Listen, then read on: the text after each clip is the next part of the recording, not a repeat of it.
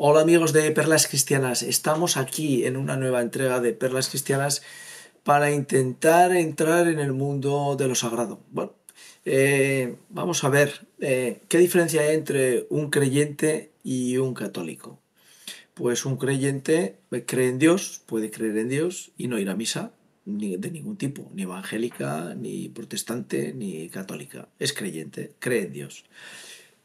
Cuando uno se hace seguidor de Cristo, puede leer la Biblia y leer los Evangelios y acercarse al mundo cristiano. Y es creyente también, cree en Cristo. Cree en Cristo o en Jesús, que son dos figuras diferentes desde el punto de vista teológico. Yo puedo creer en Jesús, pero no creer en Cristo. Ya sé que les estoy mareando, pero esto es así, esto es así, por desgracia. Por eso es tan importante la teología, porque intenta introducir la razón en la fe. La fe sin razón no hay fe, y sin razón y sin fe no puede haber más que razón, solamente inteligencia, con lo cual. Entonces vamos a intentar en este capítulo, y para este capítulo pues se ha prestado Ciro Patitucci. No hemos encontrado ningún sacerdote que quiera hablar del tema, con lo cual, bueno, pues estamos aquí dos laicos hablando de lo sagrado y además ninguno tenemos certificación teológica, con lo cual cualquiera que escuche que sea teólogo, pues que nos disculpe. Pero lo que vamos a intentar es una cosa, es para aquel que se sienta católico, es decir, que es creyente y católico, y que actualmente existe una controversia, no tanto en España, más en Italia, más en Estados Unidos, poco en Alemania y algo en Irlanda, de lo que es la misa tradicional, la misa en latín o la misa tridentina, que uno ya no sabe ni cómo llamarlo. ¿Por qué la misa tradicional no tiene derecho a existir? Porque sabemos que el Papa Francisco pues, ha dictado sus correspondientes, por llamarlo así, órdenes, de que solamente a partir de ahora, con autorización del Vaticano, se pueden celebrar las misas de rito tradicional o tridentinas o de latín. Con lo cual, muchos lugares dentro del mundo anglosajón, que yo sepa, bueno, pues ya saben que siempre me remito a mi experiencia irlandesa. En Irlanda yo vivía en una población que se llamaba New Ross, que pertenece al county de Waterford. Y en el county de Waterford lo que había era una misa semanal en latín, que a mí me invitaban, los parroquianos de New Ross me invitaban a ir. Nunca pude ir porque no pude ir. Pero me llamaba la atención, porque viviendo en España yo nunca he asistido a una misa en latín. Nunca. Nunca he visto a un sacerdote, bueno, consagrar mirando al altar. Sin embargo, todos los que me han traído la fe, es decir, mis padres, mis tíos, han visto y han vivido la misa en latín. Es decir, que mi fe se debe a la tradición y a la fe que han traído personas que han vivido el rito de la misa en latín. Con lo cual, haremos un chiste, aunque esto no es para chistes, mala no debe ser. Porque gracias a esas personas que han vivido la misa en latín, yo soy partícipe. Es lo que es pues bueno, pues mi fe.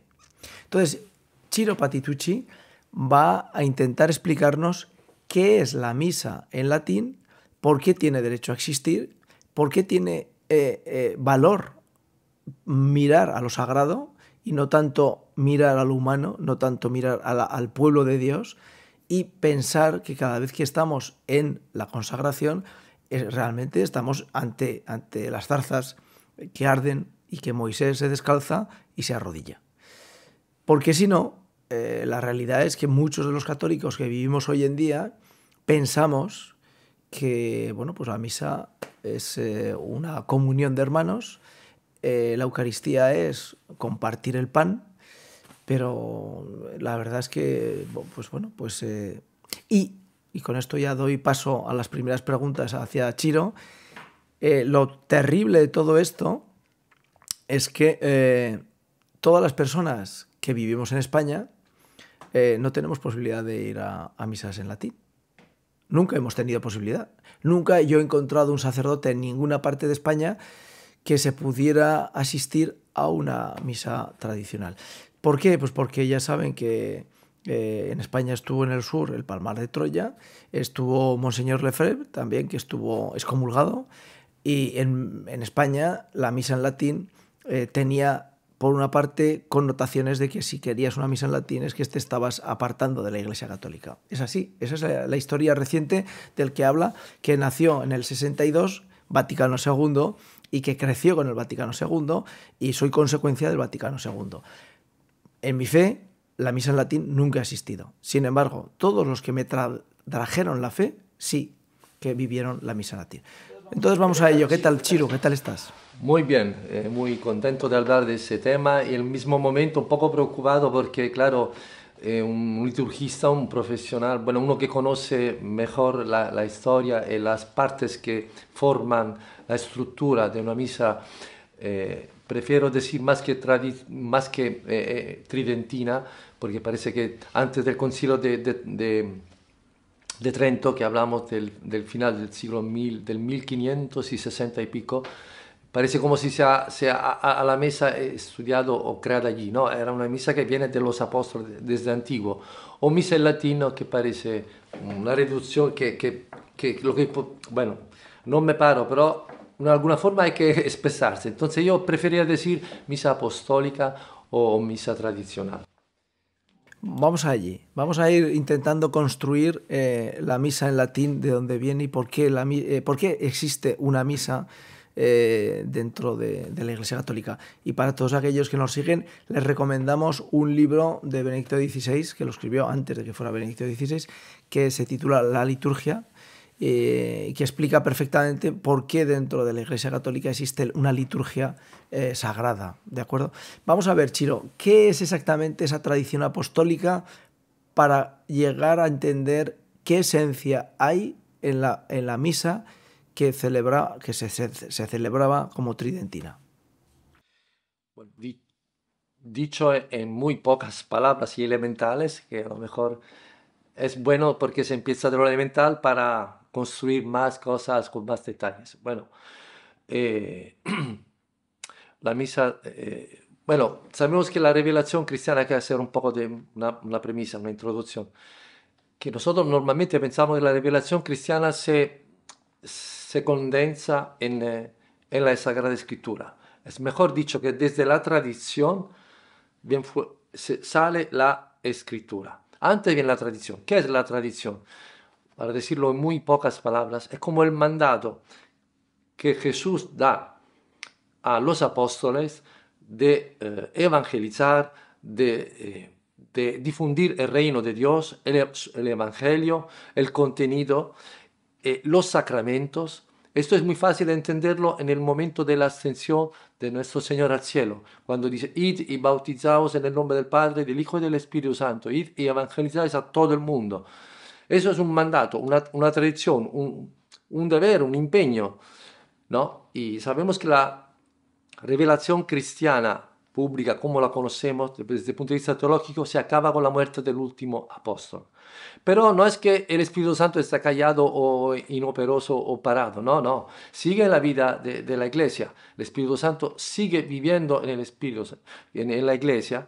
Y la iglesia es santa porque está el Espíritu Santo, más que para los hombres, que hasta un cura, un obispo puede ser pecador, todos somos pecadores. Es santa porque vive el Espíritu, porque está el Espíritu Santo, porque está la presencia real de nuestro Señor Jesucristo. ¿Qué pasa? En el Jueves Santo, para decirlo de una forma muy, muy sencilla, entra parte también esto de la tradición, instituye la Sagrada Eucaristía. Además es un misterio del Rosario, el quinto misterio de la luz, hecho por Juan Pablo II. Es muy bonito el quinto misterio. Bueno, y para decirlo muy, muy así de paso, sobre ese núcleo, dice, con la idea, bueno, como diría, con la misión que los apóstoles continuaran a hacer lo que Jesús estaba haciendo en aquel momento, que es para siempre hasta el fin del mundo. La presencia real, la comunicación del Espíritu Santo a los cristianos, ¿no? Esto se actúa por medio del sacrificio del Calvario que se perpetúa de manera incruenta, sin derramar sangre, en cada misa. Por eso el altar tiene una forma un poco como un calvario, con unas escaleras que va arriba, ¿no? Porque el altar es Jesucristo, que es sacerdote y víctima, Pascal, es el Cordero. Y el sacerdote cuando celebra una misa, en la Eucaristía, en la consagración, es un alter Christi, exactamente por eso que hablan de forma directa las palabras, se cambia el asunto, ¿no? Antes hablaba, ¿no?, como un intermediario, ahora es Jesucristo mismo, bueno, es Dios que habla por medio del sacerdote y va actualizando el sacrificio del Gólgota. Y dice, tomad ese pan, ese es mi cuerpo, eso lo está diciendo el sacerdote, que es como un instrumento. En ese núcleo, de allí, despacio, tenemos documentos como la Didaqué o de San Justino Apología, se va sobre ese núcleo central, porque decimos que allá se funde el sacerdocio. El Jueves Santo se funde el sacerdocio, porque la Iglesia, el sacramento central, el culmen, la cumbre de toda la fe, de toda la Iglesia, es la Eucaristía. De allí y parte el núcleo que se desarrolla y parte el sacerdocio. No hay sacerdocio sin iglesia y no hay iglesia sin sacerdocio. El día al fin del mundo, cuando que Dios será al fin del mundo, al final de los tiempos, que no habrá un sacerdote, no se podrá celebrar la misa y no habrá presencia real de Jesucristo, será la fin del mundo. Porque cuando dice Jesús en la ascensión, siempre voy a, muy fundamental esto de las palabras que antes de subir al cielo Jesús dice, ¿no? Que dice que yo estaré con vosotros todos los días para siempre, con vosotros. ¿Y cómo está con nosotros Jesucristo? La forma más concreta, sustancial, es en la Eucaristía. Y de allá, no sé si acabo o sigo después, que me he quedado un poco a mirar. Vamos a ver, el argumento central de este episodio es intentar evidenciar que aquellas personas que desean celebrar la misa tradicional, la misa tridentina o la misa en latín, tienen derecho a hacerlo. ¿Por qué? De la misma forma que los carismáticos celebran, ustedes no sé si habrán vivido alguna vez una celebración carismática, yo sí, durante años. Y la celebración carismática pues tiene partes esenciales de la misa católica, porque son católicos. No hablo de los carismáticos evangélicos ni protestantes, sino católicos. Y en algunos momentos, pues la misa celebrada por carismáticos no se parecen mucho a la misa que usted va como parroquiano y celebra con su sacerdote. Y si no lo sabe, pues un día que haya un congreso carismático, asista y se dará cuenta de que hay una celebración que es diferente en las formas, en las maneras, en los tiempos, en las maneras de alabar, etcétera, etcétera. Después tenemos aquellos que hayan vivido dentro del Opus Dei, sabrán que las misas en el Opus Dei se viven de forma diferente. ¿Por qué? Se toca la campaneta. La campaneta es la campanilla cuando se consagra. ¿Para qué? Para que usted se arrodille. ¿Usted se arrodilla en la consagración hoy en día en la parroquia? No. ¿Se toca la campanilla? Tampoco. Es decir, que en el Opus Dei se vive la consagración de una forma diferente a los carismáticos. Pero sí, y podría abundar más ejemplos, pero no es cuestión. Tercer paso, neocatecumenales. Usted va a una misa neocatecumenal, a una celebración neocatecumenal, y no se parece en nada ni a la de carismáticos ni a del Opus Dei. Tiene sus propias características. De tal manera que tenemos 3 grupos de celebración que son católicos y celebran de forma parecida la liturgia, porque se leen las mismas escrituras, la consagración, las oraciones, las fórmulas son idénticas, porque si no, no serían católicos, pero en el mundo neocatecumenal pues se celebra de forma diferente. Y vamos a la parroquia donde usted y yo asistimos. Y entonces usted se da cuenta de que en unas parroquias el sacerdote pues hace una charla de 25 minutos y la consagración la hace en 3 minutos. Y bueno, pues uno se queda sorprendido, ¿no? Que la consagración en 3 minutos la despacha, porque hay que decirlo así, y hace un panegírico de 25 minutos. Bueno, como vemos, tenemos distintas formas de celebrar y de vivir la liturgia de la Eucaristía. Y resulta que la misa tradicional y latín no es buena. Bueno, pues eso, por lo menos es paradigmático, ¿no? ¿Y por qué es importante? Si usted va a Inglaterra y se mete en una iglesia anglicana, va a tener verdaderos problemas, se lo digo yo, de saber si es una iglesia anglicana pues inglesa, de diferenciar lo que en algunos momentos sucede en una celebración litúrgica anglicana con una católica. Va a tener verdaderos problemas, porque yo los he tenido. Yo cuando empecé a ir a Inglaterra como joven, yo iba a una iglesia, buscaba una iglesia católica en Londres y a veces pues creía que una iglesia era católica y no, era anglicana. ¿Por qué era anglicana? Pues me fijaba en las banderas, porque no tenían santos. Pero si por desgracia entraba en la celebración en el momento que estaban celebrando la liturgia, pues el rito era muy semejante. ¿Por qué les estoy poniendo este ejemplo? Porque uno de los fervientes defensores de la iglesia de la misa tradicional o latín son los americanos, los de Estados Unidos.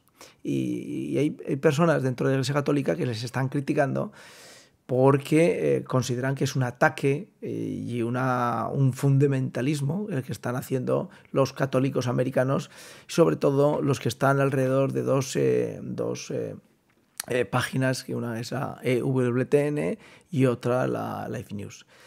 Pero lo que no se dan cuenta que para un americano que vive y convive con 265 denominaciones diferentes protestantes, la Iglesia católica es la misa en latín, porque les diferencia totalmente su fe de la fe de un protestante. ¿Es así? Es decir, es complicado desde fuera, como observador, el diferenciar lo que sucede en una Eucaristía y en otra que no es una Eucaristía, que es una celebración litúrgica. Con lo cual el norteamericano, necesita la misa en latín para vivir su fe. Y es curioso que son las misas que más frecuentan la población joven americana. Bueno, ahora le vamos a dar después de esta introducción que se ha ido de tiempo, vamos a darle la palabra a Chiro para que nos explique cómo vive él las misas tridentinas en Roma, qué tipo de público asiste, qué tipo de fieles asiste, cómo se viven y por qué ese tipo de celebración fortalece la fe del católico. Luego, yo que toda la vida he vivido la iglesia desde cuando era pequeño, frecuentaba el oratorio de San Juan Bosco de los Salesianos a Roma, veía una iglesia que sentía algo que no me sonaba, que no era lo que yo desde pequeño había recibido al final de los años 60, yo tengo 62 años, que en parte aún he recibido yo la doctrina que era de Pío X, el Papa Pío X, 1911, con el famoso catecismo que aconsejo a todos, que tiene el fundamento elemental. Bueno, luego una crisis un poco social, veía que mi fe se había aflojado. En la comunidad que frecuentaba no encontraba una respuesta, no me ayudaba, no me alimentaba. El mundo con todas las falsidades, el mundo con el egoísmo que constataba en mis amistades, en el trabajo. Ya sabemos cómo va el mundo, totalmente desacralizado, cristianizado. Sabemos. Todo eso me había como amargado y buscaba un poco así, un consuelo en la música, otras cosas. Al final, nada, pedí, para hacerlo sencillo, a una persona, digo, oye, ¿dónde puedo escuchar, ir a una misa, una iglesia en Roma donde se puede escuchar una palabra, donde puedo alimentar otra vez mi fe que está un poco en crisis, una misa que me pueda ayudar, ¿dónde puedo ir?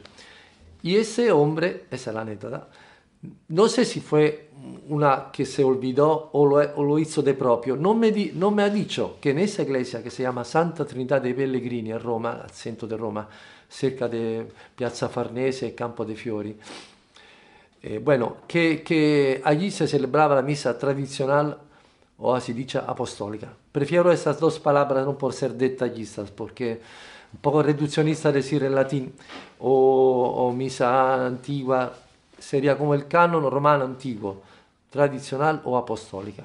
O ya he dicho que esa misa viene de Jesucristo y de los apóstoles. Entonces, pero bueno, entonces nada, fue a esa misa y con mi gran sorpresa, y fue a la misa que el domingo hace a las 11, siguen haciéndolo, eso hablo de hace 3 años, la misa así dicha solemne, que diríamos que es la misa con más presencia de ritos, incenso, la presencia del diácono, el subdiácono, una procesión al interior, bueno, no voy en los detalles, una misa solemne rica, con cantos gregorianos, con música, una maravilla. Yo, además que soy amante de la música, y quedé sorprendido casi sin palabras, porque no me lo esperaba, no me lo había dicho ese amigo en el web que esa misa era la misa tradicional. Fue un poco así, ¿no? Conocía un poco algo de ese mundo del gregoriano, sobre todo que me gusta la música gregoriana. Bueno, pero de allí empezó un camino que me ha, come dire, un poco renovado mi fe que estaba un poco en crisis, me ha dado amor al sagrado y luego no sé si habrá tiempo, hablaremos algún detalle de cómo se celebra, cómo se vive la misa y ahí ha sido un resucitar prácticamente. Ha cambiado bastante mi vida, mi forma de ser cristiano, proprio la vida práctica. Mi forma de rezar, de vestir, de hablar, todo ha cambiado y estoy muy contento hoy. Bueno, pues ya tenemos una aproximación. Vamos a... anteriormente lo que he citado, que nadie lo entienda como crítica hacia ningún tipo de... porque evidentemente la misa o la liturgia que celebran los carismáticos católicos pues es muy próxima a lo que celebran los carismáticos evangélicos. De hecho, las manifestaciones y cómo se celebra. Entonces, en las tres que hemos citado, existe las personas que, porque si uno no entiende por qué existe la liturgia, se lo explico brevemente. El hombre no puede acceder a Dios por su mente. El hombre puede acceder a Dios cuando tiene fe, en gracia, por hechos, por manifestaciones. Las manifestaciones que hace el hombre son las que le permiten al propio hombre entender que está aproximándose a Dios. Es decir, una persona que no viva ningún tipo de liturgia no puede vivir en camino hacia lo sobrenatural que es Dios. ¿Qué ocurre? Que en la medida que queremos estar delante de lo sagrado, nosotros tenemos que manifestarnos. Necesitamos nosotros mismos vernos en una situación diferente a la que es la realidad cotidiana del día a día.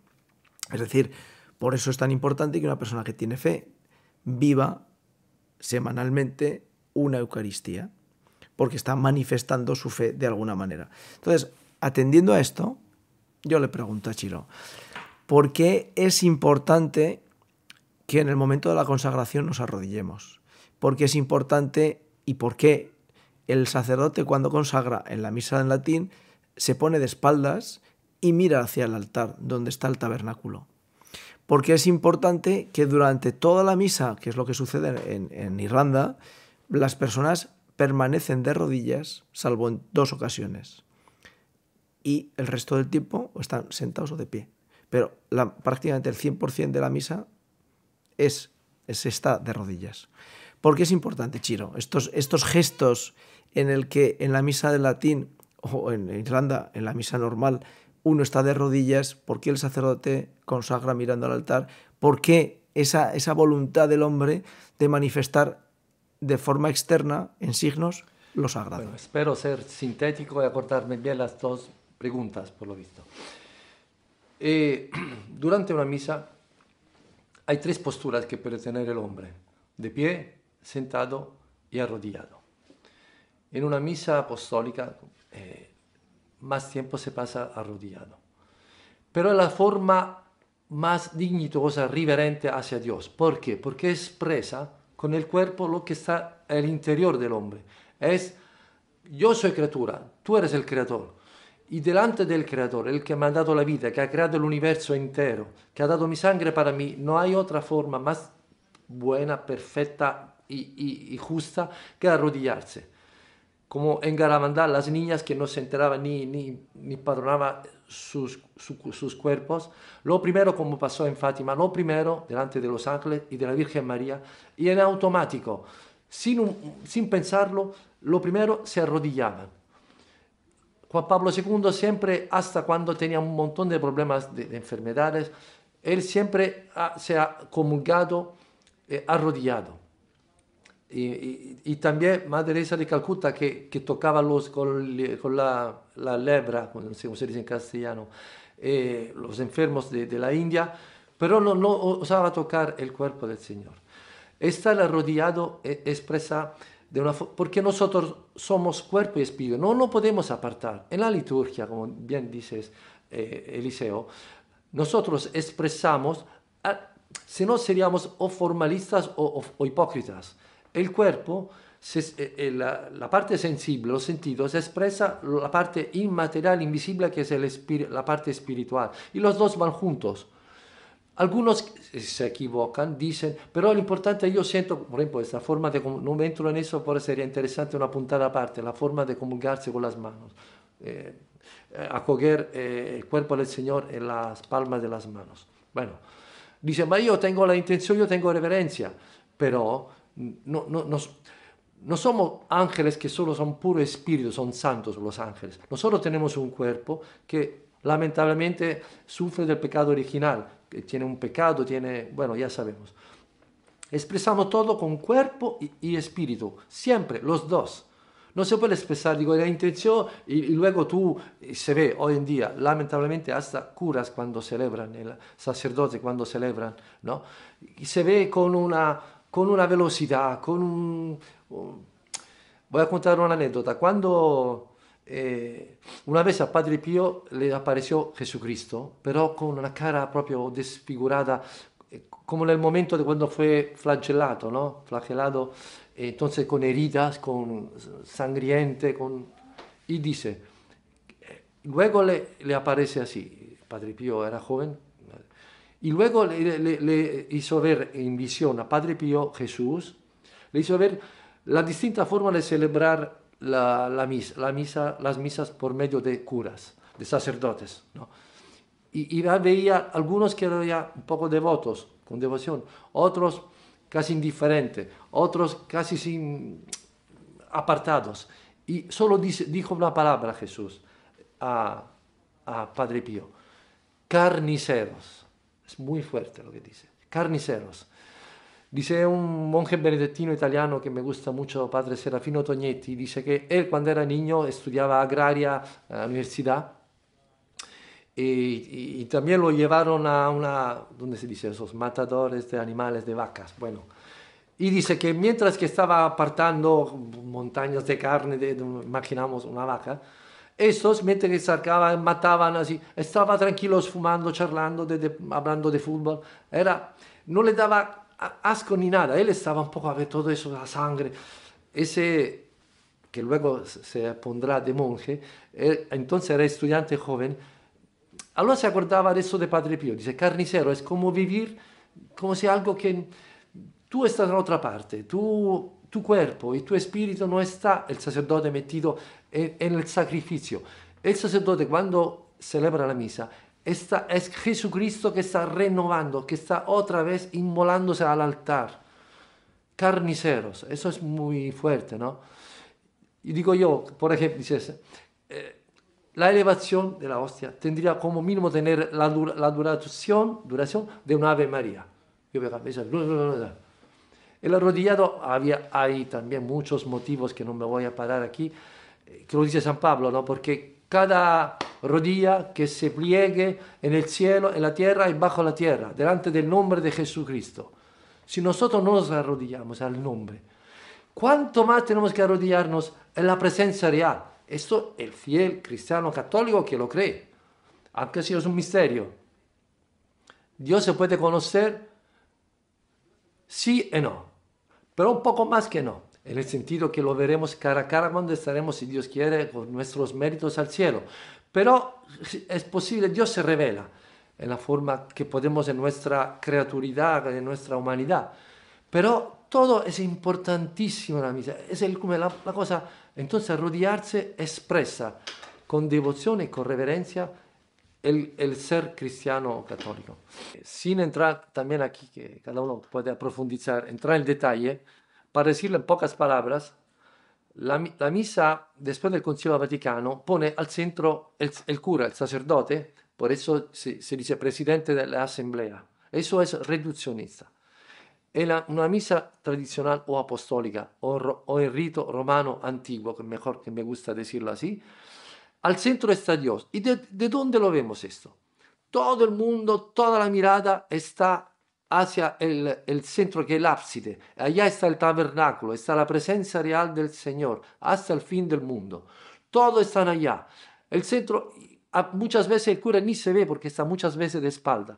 Todos estamos arrodillados. Hoy ya no, los bancos ya no están construidos por el inclinatorio, ¿cómo se dice? El reclinatorio, ya no... Y de hecho en muchas misas la gente no se comulga de pie, no se arrodilla nunca. No se trata de hacer un teatro, se trata de, claro, eso es un reflejo, lex orandi, lex credendi, claro, no tenemos que hacer teatro, pero cuando Dios te da la gracia de vivir en tu vida, en profundidad, cuánto Dios te quiere en Jesucristo, que ha dado la sangre para ti, tú no tienes otra forma que arrodillarte. Y se podía contar un montón de ejemplos. Todo el mundo está a la una. El centro es el ábside, la tabernáculo. Ahora, ¿qué ha pasado? Que coincidía el ábside, el tabernáculo, el crucifijo y el altar. El altar hecho de piedra, con reliquias de los santos mártires. Porque Jesucristo y el sacerdote, que es un otro Cristo, es víctima y sacerdote. Todo unido, todo conjunto, es un Gólgota que se sube, está al centro, está todos allí, porque allá se cumple todo. Ahora, ¿qué pasa? Hemos, y el Concilio Vaticano no dice exactamente del idioma, de las formas arquitectónicas, de dónde poner el tabernáculo. De hecho, se ha hecho, no voy a entrar en eso, ¿no? Pero ¿qué ha pasado ahora? El altar, que ya no se llama hablar mensa, donde se come, no sé cómo se dice, está apartado. El crucifijo ya no está. El tabernáculo está escondido. Que a veces yo cuando entro en una iglesia digo, ¿dónde está Jesucristo que voy a reverirlo, a saludarlo? Está escondido, pero ¿por qué? Que antes estaba en el ábside, en el centro, al fondo de la iglesia, con las tres naves, Trinidad, el signo de la Trinidad, ¿no? Y el centro, la cabeza está allá, Jesucristo. Todo el mundo a ver a Dios. Todos somos iguales, desde el cura que celebra allá a los fieles. Todos van a la una. Todos hablan, profesan el latín porque es como el griego de antiguo o el inglés de hoy, ¿no? Todo el mundo, yo lo veo en Garabandal cuando voy, que hay cantos o algunas partes que se profesa en el latín, todos reconocemos el Gloria, el Santo, algunas oraciones, algunos cantos, ¿no? Porque no es importante que tú eres francés o español, entendemos todo el mismo idioma, que el latino es la lengua sagrada, la lengua de Dios. Todos los ritos antiguos tenían una lengua dedicada. También Jesús hablaba en aramaico, pero la escritura está hecha en hebraico, ¿no? Hay una forma para dar más reverencia, más respeto. Es casi como si se crea casi, en cierta manera, un idioma distinto, porque el sagrado va apartado del profano. Cuando hablo latín estoy comunicando con Dios. Es muy importante eso. Bueno, pues hasta aquí nuestro episodio de intentar dar luz bueno, a la misa de rito apostólico romana previa al Vaticano II para que tenga posibilidad de sobrevivir en la Iglesia Católica. Y nadie entienda que este episodio que Chiro pues, se ha animado por mi indicación a grabar es porque seamos tradicionalistas o queramos volver otra vez al Vaticano II anterior, sino simplemente por aclarar y dar luz. Es triste, y eso ya lo digo yo, que tengamos los que somos laicos que recordar estas cuestiones que son el A, I, O, U de la liturgia. y que pues los sacerdotes, y sobre todo hablo aquí yo también en España, pues nadie recuerde la importancia o no de estar de rodillas. Porque al final vamos a aplicarle lo que Benedicto XVI en su libro sobre la liturgia escribe, que les recomiendo fervorosamente, porque Benedicto XVI no es precisamente el efebre, ¿verdad? Y no ha pretendido nunca volver antes del Vaticano II, es lo contrario, es decir, dio luz y razón de ser al Vaticano II, pues en su libro de liturgia dice una cosa que es cierta porque está en la Biblia, que Moisés le pidió al faraón ir al desierto para poder celebrar y dar culto a su Dios. Es decir, Moisés no quiso sacar al pueblo de Israel de las garras del faraón como una revolución, sino que le pidió simple y llanamente irse al desierto para poder estar en lo sagrado. Entonces, claro, pretender, como bien decía Chiro, estar en lo sagrado sin ver signos de lo sagrado es imposible para nosotros que somos humanos, porque no somos ángeles, somos personas. Les recomiendo que reflexionen sobre por qué lo sagrado tiene importancia en la vida del católico, por qué en las celebraciones eucarísticas, si no vemos lo sagrado, cómo poco a poco las personas que van acercándose a la Eucaristía la van abandonando, porque no ven lo sagrado. Porque para tener una reunión social pues hay muchos clubes sociales, pero lo sagrado solamente hay un sitio donde se puede vivir y es en la Eucaristía, en la Iglesia Católica. Le pido a Dios y a la Virgen María que nos guarde ese lugar sagrado para poder estar cercanos a Dios. Y bueno, vamos a cerrar este episodio con una Ave María, con esa Ave María que decía Chiro, que al menos la consagración, cuando se eleva en el altar de mármol, que no de madera, pues tenga la duración de una Ave María, porque hay veces que esa duración es mucho más pequeña de una Ave María. Así que, Chiro, te animo a que recemos juntos nuestra Ave María. Dios te salve María, llena eres de gracia, el Señor es contigo, bendita tú eres entre todas las mujeres, y bendito es el fruto de tu vientre Jesús. Santa María, Madre de Dios, ruega por nosotros pecadores, ahora y en la hora de nuestra muerte. Amén.